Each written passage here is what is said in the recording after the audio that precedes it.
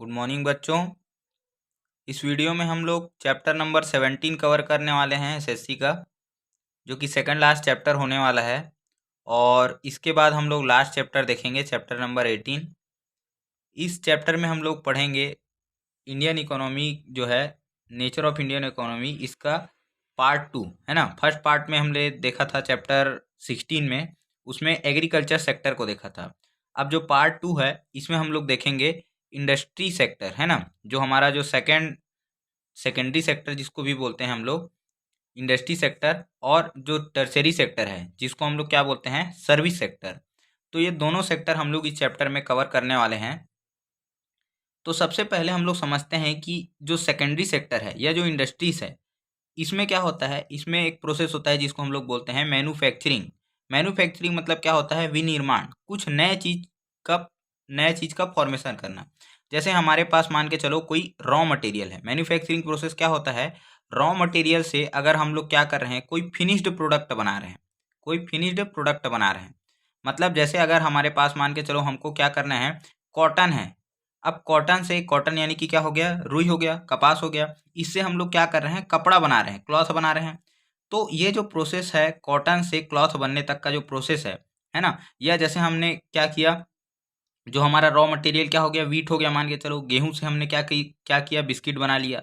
तो ये जो प्रोसेस है ये क्या कहलाता है, यही प्रोसेस हमारा क्या कहलाता है, मैन्युफैक्चरिंग कहलाता है। या आयरन और स्टील से हमने क्या कर लिया, बाइक बना लिया। तो ये जो प्रोसेस है पूरा, ये क्या कहलाता है, यही मैन्युफैक्चरिंग प्रोसेस कहलाता है। रॉ मटेरियल से फिनिश्ड प्रोडक्ट बनने का जो प्रोसेस है, ये इसको हम लोग मैन्युफैक्चरिंग बोलते हैं। अब मैन्युफैक्चरिंग कहाँ पर होता है, तो ये इंडस्ट्री या फैक्ट्री में होता है। तो इसी को हम लोग क्या बोलते हैं, सेकेंडरी एक्टिविटी बोलते हैं। प्राइमरी में हमने क्या किया, कोई रॉ मटेरियल या फिर नेचुरल एक्टिविटीज़ के थ्रू, एग्रीकल्चर और अलाइड एक्टिविटीज़ के थ्रू रॉ मटेरियल कलेक्ट किया नेचर से। फिर उसके बाद सेकेंडरी में हमने क्या किया, उसको प्रोसेस किया। फिर उसके बाद आता है सर्विस सेक्टर। तो सर्विस सेक्टर में हमने इसको क्या किया, इसको सर्विस प्रोवाइड किया, है ना। यानी कि इसमें कोई सेवा क्षेत्र जुड़ता है, इसमें हम लोग कोई नया चीज़ नहीं बनाते हैं। इसको आगे देखेंगे। फिर अब जैसे हम लोगों ने क्या किया था, एग्रीकल्चर में देखा था कि जब हमारा देश आज़ाद हुआ था और अभी यानी कि 2009-10, 9-10 का डाटा इसलिए लिया जाता है क्योंकि ये लास्ट जो सर्वे हुआ है वो हमारे पास डाटा इसी साल का अवेलेबल है, जो आपके बुक में दिया गया है। ये लगभग हर 10 साल में क्या होता है, इसका सर्वे होता है, तब जाके हमारे पास वो डाटा आता है। ऐसा नहीं कि ये हर साल जो है सर्वे होते रहता है। तो इसीलिए जो लास्ट जो सर्वे हुआ है उसी को यहाँ पर आपके बुक में दिया गया है। तो जब हमारा देश इंडिपेंडेंट हुआ था, आज़ाद हुआ था 1950 से 51 के बीच में, तो हमने एग्रीकल्चर में देखा था कि एग्रीकल्चर में क्या हुआ, एग्रीकल्चर में डिक्रीज हुआ था। पहले ज़्यादा लोग काम करते थे, लगभग 72% लोग। अब क्या हो गया है, 53% लोग ही काम करते हैं एग्रीकल्चर सेक्टर में। और जीडीपी में पहले जो जीडीपी था हमारा, वो लगभग 55% जीडीपी एग्रीकल्चर से आता था। जबकि अभी हम लोग देखेंगे तो 17% या 15% के आसपास जो है हमारा जीडीपी एग्रीकल्चर से आता है। मतलब जो हमारा कमाई है वो एग्रीकल्चर सेक्टर से कम हो गया है, घट गया है। और जो पर्सनस हैं, जो आम आदमी हैं, वो भी क्या हो गया, एग्रीकल्चर सेक्टर से कम हो गए। लेकिन हम लोग देखेंगे जो इंडस्ट्री सेक्टर है इसमें क्या हुआ है, लोग जो है वो बढ़े हैं, जीडीपी का कंट्रीब्यूशन बढ़ा है। तो अगर हम लोग बात करें इंडिपेंडेंस के टाइम की 1951 में, तो जो हमारा जो एम्प्लॉयमेंट रेट है, पहले 11% लोग काम करते थे, अब जो है वो लगभग डबल लोग क्या करते हैं, इसमें काम करने वाले जो लोग हैं वो एम्प्लॉयड है। ऐसे समझ के चलिए कि पहले 100 लोग का पॉपुलेशन था, तो 11 लोग ही क्या करते थे, फैक्ट्री या इंडस्ट्री में काम करते थे, क्योंकि उस टाइम ज़्यादा इंडस्ट्रीज फैक्ट्री नहीं थी। लेकिन धीरे धीरे लगभग 60 ईयर्स में क्या हुआ, एम्प्लॉयमेंट रेट बढ़ा, यानी कि लोग जो है ज़्यादा फैक्ट्री और इंडस्ट्री की तरफ जाने लग गए। और ये कहाँ से गए, एग्रीकल्चर से गए, क्योंकि एग्रीकल्चर सेक्टर में कम लोग जो है छोड़कर कहाँ जाने लग गए, इंडस्ट्रियल सेक्टर में, इंडस्ट्रीज आने लग गया। तो फिर जो जीडीपी का कंट्रीब्यूशन था, पहले 17% ही, जो 17% ही जीडीपी क्या होता था, इस एग्रीकल्चर सेक्टर से, सॉरी, इंडस्ट्रियल सेक्टर से हमको मिलता था। लेकिन क्या हुआ, जैसे जैसे इंडस्ट्रीज बढ़ने लग गए तो वैसे वैसे क्या हो गया, ये हमको ज़्यादा पैसा कमा कर देने लग गया, यानी कि जीडीपी का कंट्रीब्यूशन भी क्या हो गया, 28%, 17 से 28% क्या हो गया, इंक्रीज हो गया।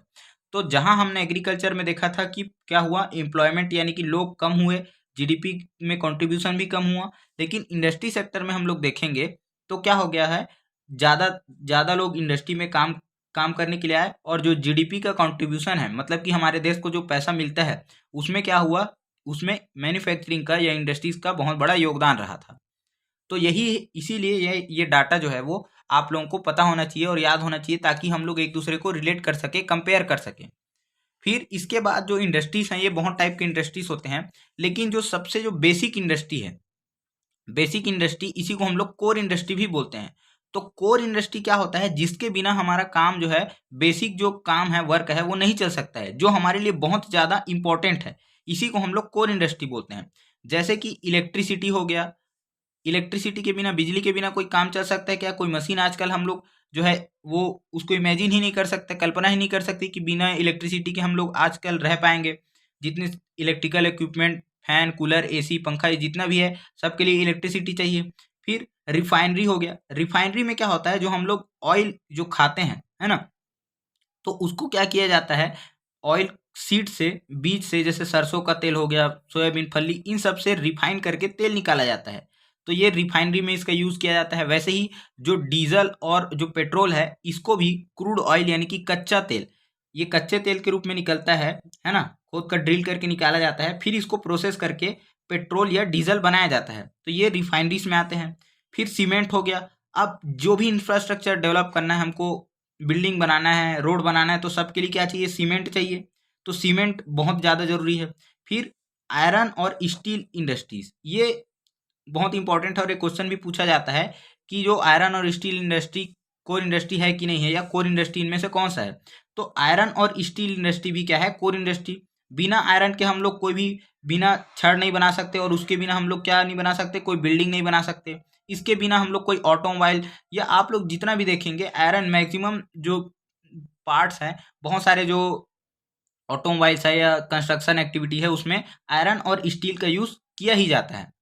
फिर उसके बाद केमिकल एंड फर्टिलाइज़र, ये किसके लिए इम्पोर्टेंट है, तो ये हमारे एग्रीकल्चर के लिए इम्पोर्टेंट है। तो इसीलिए ये सब क्या है, ये बेसिक कोर इंडस्ट्रीज कहलाते हैं, जिसके जो हमारे लिए एकदम नेसेसरी है, बेसिक। इस तो इसीलिए इसको आप लोग ध्यान रखेंगे, कोर इंडस्ट्री क्या होता है और कौन कौन से इंडस्ट्रीज कोर इंडस्ट्रीज में आते हैं। फिर इसके अलावा टेक्सटाइल इंडस्ट्री, जो कपड़ा उद्योग है, कॉटन इंडस्ट्री हो गया, ये सब भी इंडस्ट्रीज हमारे लिए इंपॉर्टेंट है, लेकिन ये कोर इंडस्ट्री में नहीं आता है। ये एडिशनल जो है हमारे लिए इंपॉर्टेंट है, जो कि हमारे लिए एम्प्लॉयमेंट जनरेट करता है। फिर एक वर्ड आपके बुक में दिया गया है, मोनोपोली। ये क्या होता है, ये ध्यान रखेंगे। इकोनॉमिक्स में ये टर्म अक्सर आता है यूज में। मोनोपोली मतलब होता है एकाधिकार। अब एकाधिकार क्या होता है, इसको समझने के लिए आपको ये टर्म क्यों आया, इसको पहले समझना है। जैसे देखिए, पहले क्या होता था, जब इंडिया इंडिपेंडेंट हुआ था, तो उस समय क्या था, ब्रिटिशर्स हमारे इंडिया में आए, और बिजनेस के नाम पर, है ना, व्यापार करने के नाम पर हमारे देश को धीरे धीरे गुलाम बना लिया। तो जब ब्रिटिशर्स चले गए, तो इंडिया ने क्या पॉलिसी अपनाई, क्या नीति अपनाई, कि अब हम किसी भी बाहरी जो आदमी है या बाहरी जो कंपनी है, उसको इंडिया में एंट्री नहीं करने देंगे ऐसे करके। और बहुत सारे स्ट्रिक्ट नियम और कानून बन गए इंडस्ट्रीज को लेकर। तो बहुत सारे लोग क्या करते थे, इंडस्ट्री खोलना या चलाना उतना आसान नहीं होता था, इसके लिए बहुत सारे परमिशंस और बहुत सारे तामझाम करने पड़ते थे, तब जाके ये पॉसिबल हो पाता था। और इसके लिए बहुत ज़्यादा कैपिटल यानी कि पैसे की भी ज़रूरत होती थी। तो यहाँ पर कुछ लोग ही रहते थे, पैसे वाले लोग, जो क्या करते थे, पूरे मार्केट पे अपना दबदबा बनाकर रखते थे। इसी को मोनोपोली बोला जाता है। जैसे आजकल आप लोग देखते होंगे, मोबाइल में आप लोग सिम वगैरह चलाते हो, तो ज़्यादातर हर जगह देखोगे तो जियो का नाम आता है। जियो हो गया, और आइडिया, वीआई, ऐसे करके एक दो कंपनियां ही है जो पूरे मार्केट में यही चल रही है। यानी कि लोगों के पास ऑप्शन नहीं है, जितना भी मार्केट है उस पर इसी एक दो कंपनी ने कब्जा करके बैठा है। तो इसी को क्या बोलते हैं, मोनोपोली।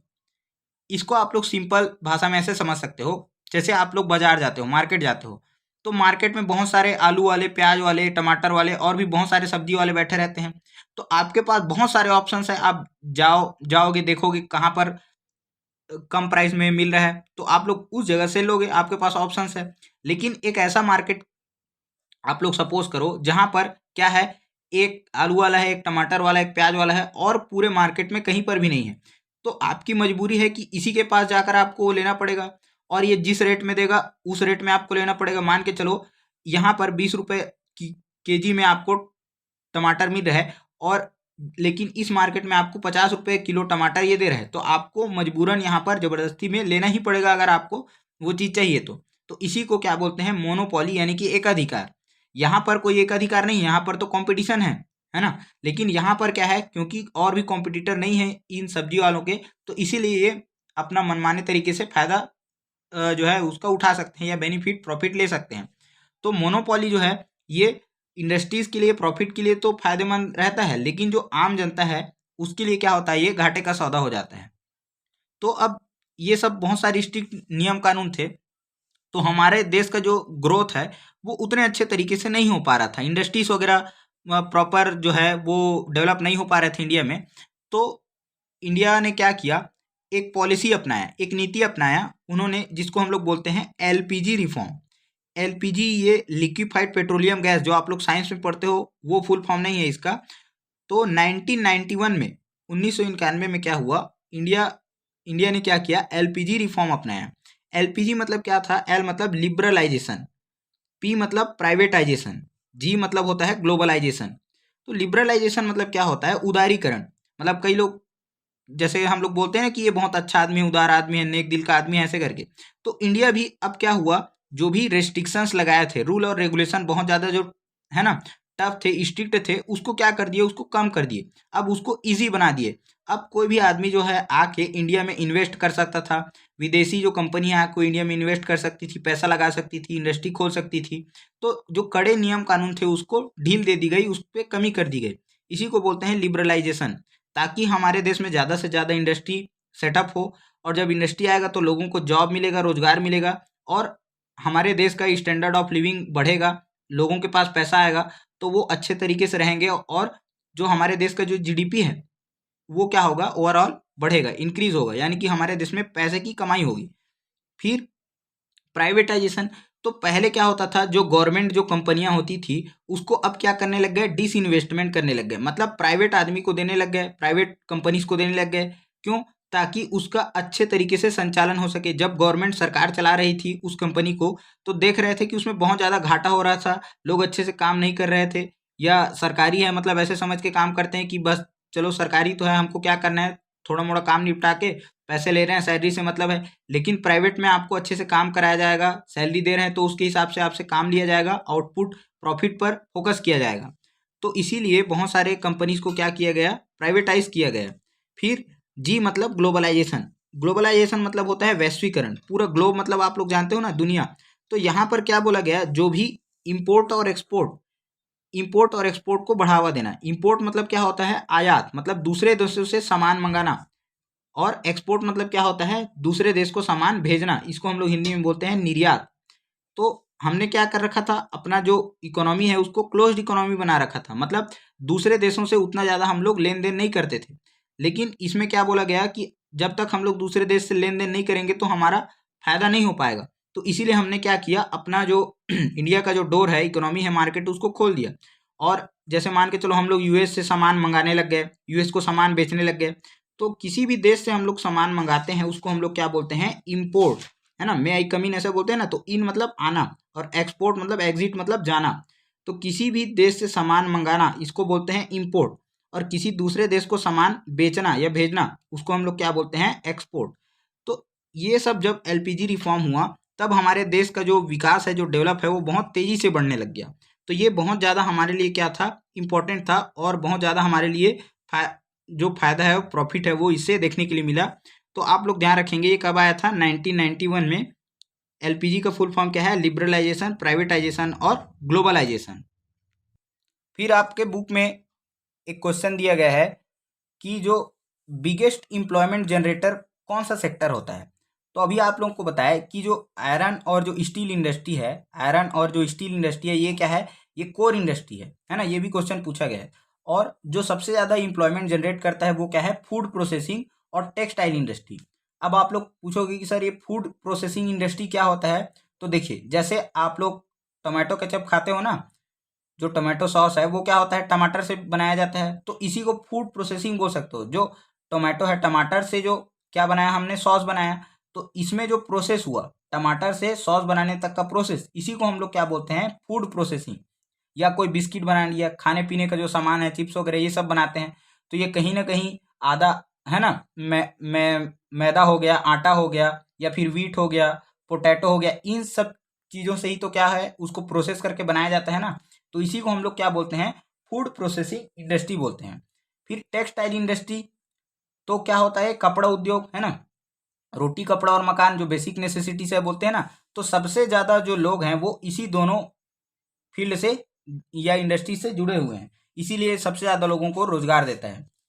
इसके बाद जो इंडस्ट्रीज है, इसमें हमारे पास बहुत सारे चैलेंजेस भी हैं, है ना। जैसे हम लोगों ने एग्रीकल्चर में देखा था कि बहुत ज़्यादा कभी बारिश ज़्यादा हो जाता है, फ्लड आ जाता है, सूखा पड़ जाता है, या फिर क्या हो गया, हमने बहुत ज़्यादा केमिकल और फर्टिलाइज़र का यूज़ कर लिया तो सॉइल खराब हो गया। तो ऐसे इसमें भी बहुत सारे क्या होते हैं, इंडस्ट्रियल सेक्टर में चैलेंजेस हैं। तो क्या क्या चैलेंजेस है इसमें, तो सबसे पहले हम लोग देख सकते हैं कि आपको तो इस जो अगर बहुत बड़ा जो अगर कोई फैक्ट्री या इंडस्ट्री सेटअप करना है, तो उसके लिए सबसे इंपॉर्टेंट चीज़ क्या है, पैसा चाहिए आपको, उसके लिए मनी चाहिए। कैपिटल जो होता है, इसी को हम लोग मनी मनी को ही हम लोग कैपिटल भी बोलते हैं, टेक्निकल टर्म। तो सबसे ज़्यादा जो जरूरी है वो पैसा चाहिए, बहुत लार्ज अमाउंट में पैसा चाहिए होता है। फिर मशीनरी इंस्टॉल करना है, आपको लैंड चाहिए, इलेक्ट्रिसिटी चाहिए, बहुत बड़ा एरिया चाहिए, फिर रॉ मटेरियल चाहिए, ट्रांसपोर्टेशन चाहिए। तो ऐसे बहुत सारे इसके लिए क्या लगता है, कैपिटल कॉस्ट लगता है, इन्वेस्टमेंट लगता है। फिर आजकल हमारे जो देश है उसमें अभी तो टेक्नोलॉजीज अपडेटेड हो रही हैं, लेकिन बहुत सारे जगहों पर क्या है, आउटडेटेड टेक्नोलॉजी, मतलब आउटडेटेड मतलब पुरानी जो टेक्नोलॉजी है उसी का यूज़ किया जा रहा है। न्यू टेक्नोलॉजी का यूज़ अभी बहुत जगह पर नहीं हो रहा है। तो ये भी है एक हमारे पास चैलेंजेस है। फिर क्या होता है, जो इंडस्ट्रीज या फैक्ट्रीज से क्या होता है, पॉल्यूटेंट निकलते हैं, है ना। पॉल्यूटेंट मतलब बहुत बहुत ज़्यादा, इसमें इससे क्या होता है, प्रदूषण होता है। जैसे एयर पॉल्यूशन हो गया, वाटर पॉल्यूशन हो गया, और लैंड पॉल्यूशन, हर तरीके का पॉल्यूशन इंडस्ट्री से हम लोग देख सकते हैं। जो बहुत सारे केमिकल इंडस्ट्रीज होते हैं, वहाँ से क्या निकलता है, जो वाटर निकलता है उसको डायरेक्टली डिस्चार्ज कर दिया जाता है, छोड़ दिया जाता है रिवर्स में। रिवर्स में एक्वेटिक जो लाइफ है, मछली, फ्रॉग, उसमें जो भी कीड़े वगैरह रह रहे हैं, वो क्या होता है, उसका लाइफ खराब हो जाता है या वाटर पॉल्यूट हो जाता है। फिर एयर्स में आप लोग देखते हो कि बड़े बड़े जो इंडस्ट्रीज हैं, इंडस्ट्रियल एरिया हैं, दुर्ग, भिलाई, रायपुर हो गया या दिल्ली हो गया, वहाँ बहुत ज़्यादा क्या है, स्मोक है, डस्ट है ना, यानी कि बहुत ज़्यादा धुआं है या एयर पोल्यूशन है, जिसके कारण से लोगों को ब्रीथिंग प्रॉब्लम होता है। तो ये सब क्या है, बहुत सारे पॉल्यूशन क्रिएट करता है जो हमारी इंडस्ट्रीज है। तो इसके लिए सरकार ने बहुत सारे नियम कानून भी बनाए हैं इन सबको देख रेख करने के लिए। अब इसके बाद जो हमारी इंडस्ट्रीज है, इसको हम लोगों ने, जो इम्प्लॉयमेंट होता है ना, जो हमारा जो इम्प्लॉयमेंट है, मतलब रोजगार, जो लोग काम करते हैं, उसको दो सेक्टर्स में बांटा गया है। एक तो क्या है हमारे पास ऑर्गेनाइज्ड सेक्टर, और दूसरा क्या है, अनऑर्गेनाइज्ड सेक्टर। मतलब जो लोग जो काम करते हैं, जो रोजगार है, इम्प्लॉयमेंट को हम लोग दो सेक्टर्स में बांट सकते हैं। पहला क्या होता है हमारा, ऑर्गेनाइज्ड सेक्टर। ऑर्गेनाइज्ड सेक्टर में क्या होता है, इसके फीचर्स देख सकते हैं। जैसे आप लोग गवर्नमेंट जॉब के बारे में सुने होंगे, तो इसमें क्या होता है, एक पर्टिकुलर टाइम होता है, 8 से 9 घंटे का टाइम, इतना ही आपको काम करना है, तो फिक्स वर्किंग आवर्स होते हैं। इसके फायदे क्या क्या हैं वो आप लोग देख लीजिए। तो इसमें बहुत सारे बेनिफिट्स होते हैं लोगों को, है ना, ऑर्गेनाइज्ड सेक्टर में। इसमें हर महीने सैलरी आपको प्रॉपर मिल जाती है। फिर मेडिकल फैसिलिटीज, इसमें सरकार इलाज के लिए पैसा देती है या फिर अलाउंस देती है, महंगाई भत्ता देती है। अलाउंस मतलब क्या होता है, महंगाई मतलब जो सैलरी के साथ में एडिशनल पैसा दिया जाता है। महंगाई भत्ता हो गया, क्वार्टर या रहने के लिए जो पैसे दिए जाते हैं, खर्च आने जाने के लिए ट्रांसपोर्ट अलाउंस दिया जाता है। फिर इसमें हॉलीडेज वगैरह भी मिलता है प्रॉपर, संडे हो गया, सैटरडे हो गया, या सैटरडे संडे कहीं कहीं पर 2 दिन का हॉलीडे रहता है। फिर इसमें जॉब सिक्योरिटी रहता है, मतलब गवर्नमेंट जॉब में जैसे गए तो आपको प्रॉपर अपॉइंटमेंट लेटर दिया जाएगा, है ना, टर्म्स एंड कंडीशंस लिखे रहते हैं, आपको डायरेक्टली ऐसे नहीं निकाला नहीं जा सकता है जॉब से। तो ऐसे, है ना, पेंशन मिलता है जब रिटायर हो जाएंगे, तो पीएफ जिसको बोलते हैं, प्रोविडेंट फंड। तो ऐसे बहुत सारे फैसिलिटीज होते हैं ऑर्गेनाइज्ड सेक्टर्स में, जिसके कारण लोग जो है वो गवर्नमेंट जॉब को प्रीफर करते हैं जाने के लिए। अब लेकिन इसमें प्रॉब्लम क्या है, इसमें केवल 30% पॉपुलेशन है 30% पीपल ही इसमें क्या करते हैं, जॉब करते हैं, है ना। क्योंकि इसके लिए कुछ क्राइटेरिया भी होता है, स्किल्स भी चाहिए होते हैं, या फिर एग्जाम्स क्वालिफाई करना पड़ता है, ये सब चीज़ें। अब दूसरा क्या आता है हमारा, अनऑर्गेनाइज्ड सेक्टर। अनऑर्गेनाइज्ड सेक्टर में जैसे क्या क्या हो गया, जैसे प्राइवेट जॉब्स हो गए, या जो शॉप्स हो गए, दुकानदारी हो गया, बिजनेस हो गया। फिर जो हॉकर्स हो गए, हॉकर्स मतलब जो फेरी वाले हैं, आप लोग देखते हो कि कई कई लोग घर घर जाके सामान बेचते हैं गांव में, है ना। फिर गांव में या शहरों में। फिर लेबर्स हो गए जो काम करने जाते हैं, मजदूर, ये सब अनऑर्गेनाइज सेक्टर में आते हैं। अब इनके साथ क्या प्रॉब्लम है कि इनका कोई टाइम फिक्स नहीं होता है कि हमको 8 घंटे 9 घंटे इतने ही काम कर रहे हैं, है ना। जैसे मान के चलो कोई 7 बजे कोई शॉपकीपर है, 7 बजे दुकान खोल के बैठा है, वही 8 9 बजे वो दुकान बंद कर रहा है ना। तो ये भी कोई उसका फिक्स टाइम नहीं है, कभी शादी में और कुछ फंक्शन में जाना है तो वो बंद कर दिए। तो ऐसे क्या होता है, इनके पास कोई फिक्स टाइम नहीं रहता है। वही लेबर जो काम करने जाते हैं उनको भी कभी कभी ज़्यादा टाइम ओवर टाइम करा लिया जाता है। और इनके पास कोई मेडिकल फैसिलिटीज़ या बेनिफिट्स एक्स्ट्रा में इनको नहीं मिलता है। कोई गवर्नमेंट जॉब सिक्योरिटी नहीं होता है। अगर ऑनर जो है उसको पसंद आया काम तो रखेगा, नहीं तो जब चाहे उसको निकाल सकता है। और ज़्यादातर लोग जो है वो 70% पीपल जो है वो अनऑर्गेनाइज सेक्टर से ही जुड़े हुए हैं। तो ये ऑर्गेनाइज सेक्टर और अनऑर्गेनाइज सेक्टर क्या होता है, ये दोनों में डिफरेंस आप लोगों से पूछ लिया जाता है, तो आप लोग ध्यान रखेंगे। तो यहाँ पर जो है ये हमारा क्या हो गया, जो सेकेंडरी सेक्टर है यानी कि मैन्युफैक्चरिंग सेक्टर, ये कंप्लीट होता है। अब हम लोग देखते हैं टर्शरी सेक्टर, जिसको हम लोग क्या बोलते हैं, सर्विस सेक्टर। आप लोगों को 3 सेक्टर बताए थे, प्राइमरी, सेकेंडरी और टर्शरी, है ना। जिसमें से प्राइमरी एग्रीकल्चर है, सेकंड इंडस्ट्रीज है और टर्शरी इसी को हम लोग क्या बोलते हैं, सर्विस सेक्टर भी बोलते हैं। तो जो हमारा टर्शरी जो सेक्टर है इसको हम लोग क्या बोलते हैं, सर्विस सेक्टर। हिंदी में इसको सेवा क्षेत्र बोला जाता है। अब इसमें भी हम लोग कुछ डाटा देख लेते हैं, जैसे कि जो हमारा सर्विस सेक्टर है, जब हमारा देश आज़ाद हुआ था तो उस समय केवल 17% लोग क्या करते थे, इसमें एम्प्लॉयड थे, है ना, मतलब रोजगार करते थे। अभी सर्विस सेक्टर क्या है इसके बारे में भी हम लोग देखेंगे। तो उसमें क्या है, जो 17% लोग एम्प्लॉयड थे, लेकिन 60 साल के बाद लगभग 2009-10 में ये ज़्यादा तो इसमें इंक्रीज हम लोग नहीं देखते हैं डाटा में। लगभग 8% का जो बढ़ोतरी है ये भी हमको देखने के लिए मिलता है। तो 60 साल के बाद में लगभग 25% लोग जो है इससे जुड़ते हैं। लेकिन अगर आप लोग जीडीपी में कंट्रीब्यूशन की बात करें तो पहले ये 30% हमारे देश को कमाकर पैसा देता था, यानी कि जीडीपी में इसका कंट्रीब्यूशन 30% था।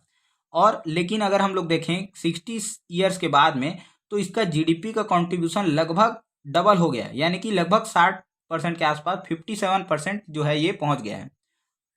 तो इसका मतलब क्या है कि लोगों को इस फील्ड में रोजगार तो कम मिला है, लेकिन इससे हमारे देश को फायदा बहुत ज़्यादा हुआ है। जीडीपी में इसका कंट्रीब्यूशन बहुत ज़्यादा बढ़ा है। सबसे पहले हमने देखा था 15% के आसपास, किसमें देखा था, तो प्राइमरी सेक्टर मतलब एग्रीकल्चर में देखा था। फिर हमने ये एट प्रेजेंट की बात कर रहे हैं या 2009-10 की बात कर रहे हैं। फिर हम लोगों ने देखा सर्विस सेक्टर में कितना है, 57% के आसपास है, ये सर्विस सेक्टर से है। और इसके बाद हम लोगों ने मैन्युफैक्चरिंग में देखा था। तो मैन्युफैक्चरिंग में अभी आप लोगों को बताए थे कि कितना जो परसेंट है, ये 28% के आसपास हमारा क्या है, जीडीपी का शेयर है, किसमें, मैन्युफैक्चरिंग में। तो 28% जो है ये हम लोग देखते हैं किससे आता है, हमारा मैन्युफैक्चरिंग से या इंडस्ट्री से, सेकेंडरी से। तो ऐसे लगभग जो 100% होता है जो हमारा जीडीपी जो बनता है वो, है ना।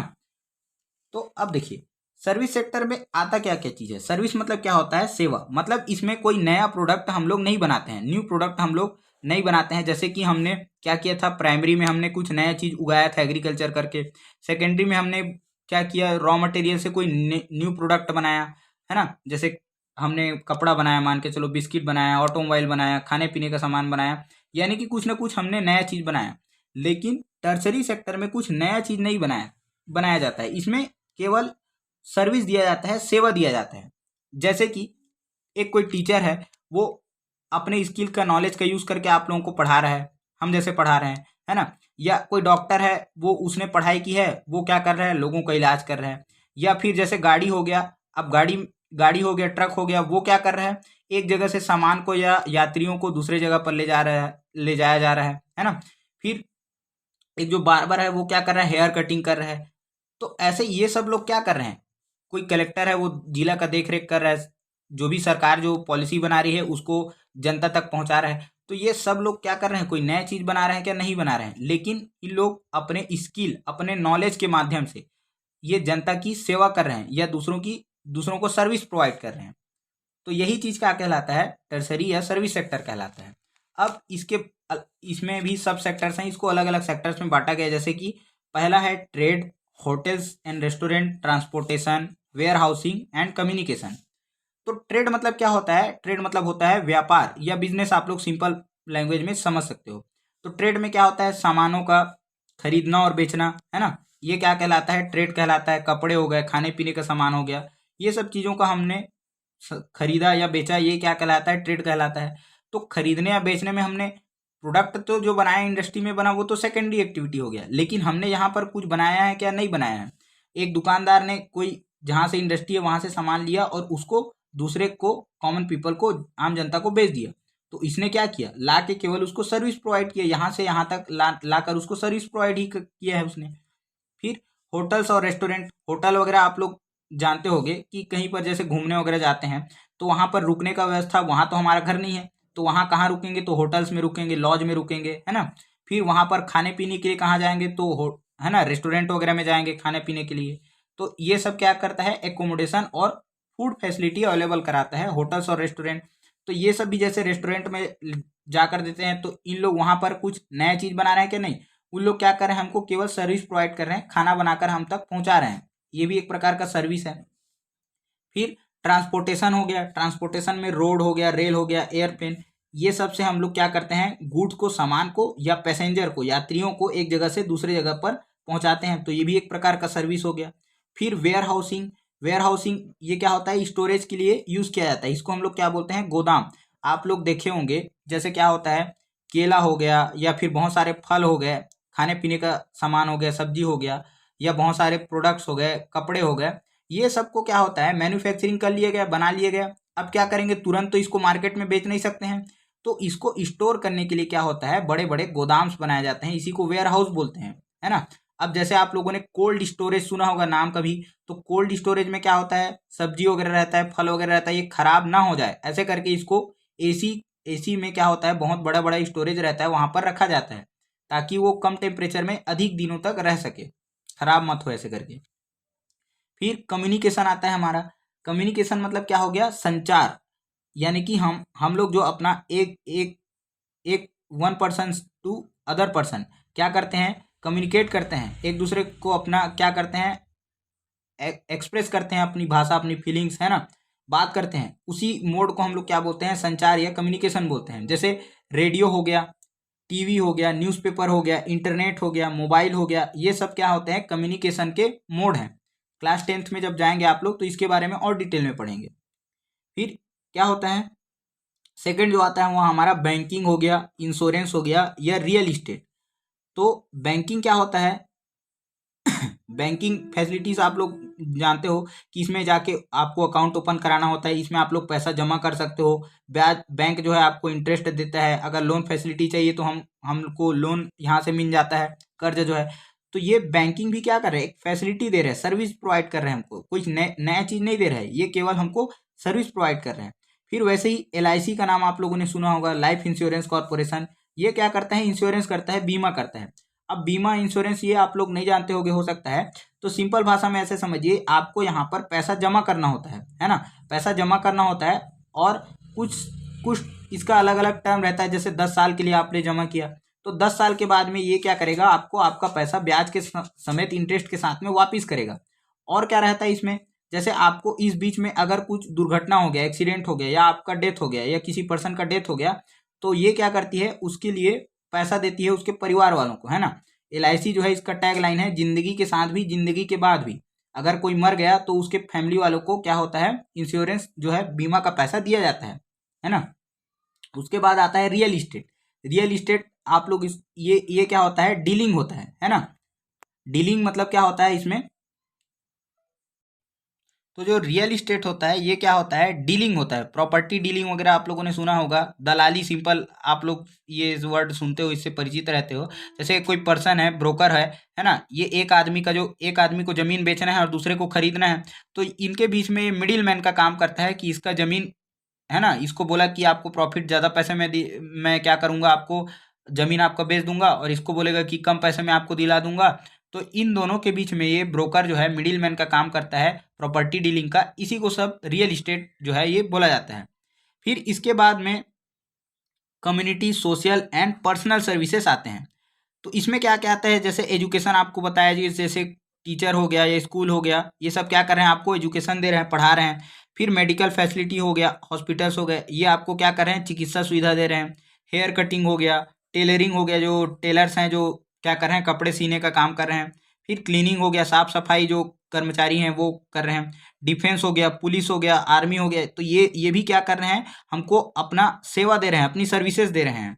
फिर पब्लिक एडमिनिस्ट्रेशन हो गया, जैसे कलेक्टर हो गया, पुलिस हो गया, या जो भी लोग जो गवर्नमेंट एम्प्लॉय हैं, ये सब क्या कर रहे हैं, जनता के सेवक हैं, जनता की सेवा कर रहे हैं, है ना। तो यही सब क्या क्या होता है, सर्विसेज हैं। यानी कि यहाँ पर कोई नया चीज नहीं बनाया बनाया जा रहा है, लोगों को सर्विस प्रोवाइड किया जा रहा है, अपने स्किल का, अपने नॉलेज का यूज करके लोगों लोगों तक सेवा को पहुंचाया जा रहा है। तो ये क्या है, हमारा सर्विस सेक्टर। अब इसके बाद क्या आता है, एक वर्ड आप लोगों के बुक में दिया गया है, बीपीओ, है ना। बीपीओ क्या है, बिजनेस प्रोसेस आउटसोर्सिंग। यानी कि बिजनेस को एक देश से दूसरे देश में आउटसोर्स करना। बिजनेस जो है उसको एक देश से दूसरे देश में आउटसोर्स करना। जैसे आप लोगों ने कॉल सेंटर का नाम सुना होगा, है ना। ये कॉल सेंटर क्या होता है, जैसे आप लोग मोबाइल वगैरह में यूज करते हैं, तो मोबाइल में क्या होता है, जो हम लोग कंपनी से बात कर सकते हैं अगर कोई प्रॉब्लम है तो, है ना। तो उधर से कंपनी से, उधर से कोई मैडम या कोई सर जो है उधर से रिप्लाई करते हैं कि हाँ आपको क्या प्रॉब्लम है, हम लोग क्या हेल्प कर सकते हैं, ऐसे करके। तो यही सब क्या होता है, ये कॉल सेंटर्स में बैठे होते हैं, प्रॉपर इनके पास लैपटॉप मोबाइल ये सब रहता है ना। इसके माध्यम से हम लोग इससे कम्युनिकेट कर सकते हैं। तो ऐसे ही क्या होता है, या जब बैंक वगैरह में जैसे कॉलिंग होता है, तो जैसे अमेरिका हो गया, अमेरिका में बहुत सारी कंपनियां हैं, तो उन्होंने क्या क्या कर रखा है, इंडिया में बेंगलोर में अपना जो ब्रांच है वो खोल रखा है। तो अमेरिका के लोगों को जो भी फैसिलिटी चाहिए या जो भी कंप्लेंट्स है उसको वो क्या करते हैं, अपने कंपनी मान के चलो, जैसे गूगल एक कंपनी है ना। तो गूगल के पास, या माइक्रोसॉफ्ट हो गया, है ना, या जो भी अमेजॉन हो गया, मान के चलो अमेजॉन कंपनी से किसी कस्टमर को कोई कंप्लेंट करना है, कोई शिकायत करना है, या फिर कोई भी बात करना है, कोई फैसिलिटी चाहिए, तो वो क्या करेगा, अमेजॉन के ऑफिस में फ़ोन लगाएगा। लेकिन अमेजॉन जो है वो अमेरिका का कंपनी है, और वो इंडिया में बेंगलोर में उसने ऑफिस अपना खोल रखा है। तो ऐसे ये करती क्यों होंगे, फिर क्वेश्चन आता है। तो ये इसलिए ऐसा करते हैं क्योंकि अमेरिका में जॉब जो जो लोग हैं उनको ज़्यादा पैसा देना पड़ता है, जबकि इंडिया में क्या है, बहुत सारे लोग बेरोजगार हैं, है या पढ़े लिखे जो युवा हैं वो बेरोजगार हैं, तो उनके पास जॉब जॉब की कमी है, तो इनको कम पैसे देकर भी इन लोग जॉब में रख सकते हैं। तो इन लोग क्या करते हैं, जो अमेरिकन्स है या जो फॉरेन जो कंपनीज है वो इंडिया में आके अपना ऑफिस खोलती हैं, और इंडिया के लोगों को ट्रेन किया जाता है, उनको सिखाया जाता है कि कैसे अमेरिकन टोन में बात करना है। तो अमेरिका के जो लोगों को कंप्लेंट या जो कॉल सेंटर के माध्यम से सर्विसेज देना होता है, उसको इंडिया के लोग देते हैं, है ना। लेकिन यहाँ जो बैठे हैं इनको लग रहा है कि वो, है ना, अमेरिकन से ही बात करते हैं, क्योंकि उनको वैसा फ्लुएंटली इंग्लिश और वो सब चीज़ स्किल सिखाया जाता है। इसी को हम लोग क्या बोलते हैं, बिजनेस प्रोसेस आउटसोर्सिंग। मतलब एक देश में अगर कोई कंपनी है तो वो अपना ब्रांच जाके दूसरे देश में खोल रहा है, ताकि वहाँ पर उसको कम पैसा कम लग रहा है इन्वेस्टमेंट, और प्रॉफिट ज़्यादा हो रहा है। इसी को हम लोग बिजनेस प्रोसेस आउटसोर्सिंग बोलते हैं। आप लोग जानते होंगे बेंगलोर को क्या बोलते हैं हम लोग, आईटी हब बोलते हैं, है ना। या इसको क्या बोलते हैं हम लोग, बेंगलोर जो है वो अमेरिका में, जैसे अमेरिका में एक जगह है कैलिफोर्निया, है ना। तो वैसे ही इंडिया में जो कंपनी है जो आईटी इंफॉर्मेशन टेक्नोलॉजीज के लिए जाना जाता है, वो कौन सा सिटी है, हमारा बेंगलोर। इसके बाद एक क्वेश्चन आप लोगों के बुक में पूछा जाता है कि जो सर्विस सेक्टर है इसका ड्यूल नेचर, मतलब कि इसका जो दोहरापन है ना, मतलब कि दो फेस है। जैसे कई लोग क्या होते हैं, इसको सिंपल लैंग्वेज में ऐसे समझो कि कई लोग क्या होते हैं, अंदर उसके माइंड में कुछ और चल रहा है ना, लेकिन वो बाहर अच्छा बनने का दिखावा करते हैं, तो ये इसका क्या हो गया, दोहरा चरित्र हो गया ना। तो वैसे ही ये पूछा गया है कि सर्विस सेक्टर है इसका ड्यूल नेचर, है ना, दोहरा इसका प्रकृति क्या है। तो इसमें देखिए, जैसे आप लोगों को बताया कि जो बैंकिंग और इंश्योरेंस सेक्टर है ना, इसमें मात्र 2% लोग काम करते हैं। क्यों? क्योंकि इसमें बहुत ज़्यादा हाई स्किल चाहिए, पढ़े लिखे लोग चाहिए। लेकिन इसका कंट्रीब्यूशन देखेंगे तो जीडीपी में 17% है, 17% ये कमा कर देते हैं मात्र 2% लोग। लेकिन बहुत सारा बहुत जगह एरिया ऐसा होता है, बहुत सारे सर्विस ऐसे होते हैं जिसमें बहुत सारे लोग काम कर रहे हैं, है ना। जैसे एग्रीकल्चर हो गया, या और भी बहुत सारे चीज, बहुत सारे एक्टिविटी ऐसी होती हैं जिसमें बहुत सारे लोग काम कर रहे हैं, लेकिन उसका जो आउटपुट है वो बहुत कम होता है। जैसे 55% लोग क्या कर रहे हैं, एग्रीकल्चर में वर्क कर रहे हैं, लेकिन इसका जीडीपी में कॉन्ट्रीब्यूशन कितना है, 14 to 50%, 15% ही। तो यहाँ पर क्या हो रहा है, ज़्यादा लोग जुड़े हैं लेकिन जीडीपी में उनका कॉन्ट्रीब्यूशन कम कमा कर दे रहे हैं। और कोई ऐसा सेक्टर है जहां पर कम लोग काम कर रहे हैं लेकिन इन लोग पैसा ज़्यादा कमा कर दे रहे हैं, तो इसी को क्या बोला जाता है, सर्विस सेक्टर का ड्यूल नेचर बोला जाता है। तो यहाँ पर आप लोगों का चैप्टर नंबर 17 कंप्लीट होता है। आप लोगों को, आई होप आप लोगों को ये चैप्टर अच्छे से समझ में आया होगा। कोई डाउट होगा तो आप लोग कमेंट करके बता सकते हो। और इसके बाद एक लास्ट चैप्टर बच गया है, चैप्टर नंबर 18, जिसको हम लोग कवर करेंगे। फिर आपका जो पूरा जो सिलेबस है एसएससी का, एसएसटी का, आप लोगों का कंप्लीट हो जाएगा। Thank you. जय हिंद।